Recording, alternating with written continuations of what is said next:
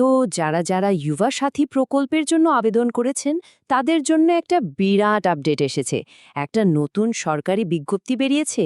আর চলুন আমরা এর ভেতরটা একটু ভালো করে দেখে নিই, কারণ এটাই কিন্তু ঠিক করে দেবে যে আবেদনগুলোর ভবিষ্যৎ কী হতে চলেছে। আচ্ছা, সবার আগে এই তারিখগুলো একটু মাথায় রাখতে হবে। দেখুন, ২রা মার্চ নোটিশটা বেরিয়েছে। এরপর ১৫ই মার্চ, এটা হলো ডেটা এন্ট্রির লাস্ট ডেট। আর সবচেয়ে বড় খবরটা হলো ১লা এপ্রিল থেকে টাকা দেওয়া শুরু হয়ে যেতে পারে। মানে পুরো বিষয়টার ব্লুপ্রিন্ট কিন্তু এই টাইমলাইনটাই। এখন প্রশ্ন হলো, এই যে তারিখগুলো নিয়ে কথা বলছি, এগুলো আসছে কোত্থেকে? আসলে এর পেছনে আছে একটা সরকারি বিজ্ঞপ্তি। চলুন এবার সরাসরি দেখে নেওয়া যাক ওই নোটিশে ঠিক কি বলা হয়েছে। তো এই যে ২রা মার্চের নোটিশটা, এটার মূল কথাই হলো যত অফলাইন ফর্ম, মানে কাগজে কলমে যে আবেদনগুলো জমা পড়েছে, সেগুলোকে যত তাড়াতাড়ি সম্ভব অনলাইন সিস্টেমে তুলে ফেলতে হবে। মানে ডিজিটালাইজেশনের একটা বড় নির্দেশ এসেছে।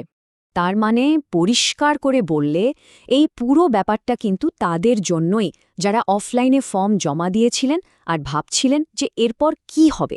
মূলত তাদের অপেক্ষারই এবার অবসান হতে চলেছে। আচ্ছা, এত এত আবেদন, সরকার এগুলো সামলাবে কিভাবে? মানে প্রসেসটা ঠিক কী হবে? নোটিশে কিন্তু এর একটা পরিষ্কার রাস্তা বাতলে দেওয়া হয়েছে। দেখুন, কাজটা হবে ৪টে ধাপে। প্রথমে ব্লক আর এসডিও লেভেল থেকে সব অফলাইন ফর্ম জোগাড় করা হবে। তারপর এই কাজের জন্য স্পেশাল ডেটা এন্ট্রি অপারেটর নেওয়া হবে। এই অপারেটররা একটা সরকারি পোর্টালে সব ডেটা এন্ট্রি করবেন। আর সবচেয়ে গুরুত্বপূর্ণ বিষয় হলো, পুরো কাজটা শেষ করতে হবে মাত্র ১০ দিনের মধ্যে। মানে বুঝতেই পারছেন, বেশ টাইট একটা শিডিউল। এখানে একটা খুব ইন্টারেস্টিং ব্যাপার আছে কিন্তু।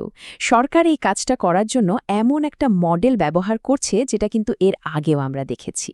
ঠিক তাই, লক্ষ্মীর ভাণ্ডার প্রকল্পের মডেল। মানে সেখানেও কিন্তু ডেডিকেটেড অপারেটর দিয়ে একটা সেন্ট্রালাইজড সিস্টেমে কাজটা হয়েছিল। আর যেহেতু ওই মডেলটা সফল, তাই সরকার এখানেও একই পরীক্ষিত পদ্ধতি ব্যবহার করছে। এর সুবিধাটা কি? কাজটা অনেক তাড়াতাড়ি আর ভুল ত্রুটি ছাড়াই হয়ে যাওয়ার একটা বড় সম্ভাবনা থাকে।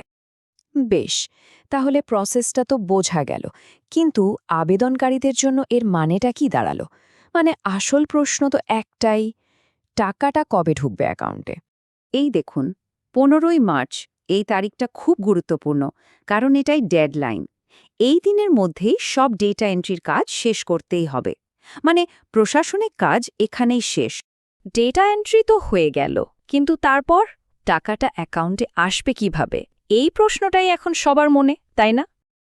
এখন পর্যন্ত যা শোনা যাচ্ছে তাতে দুটো সম্ভাবনা আছে।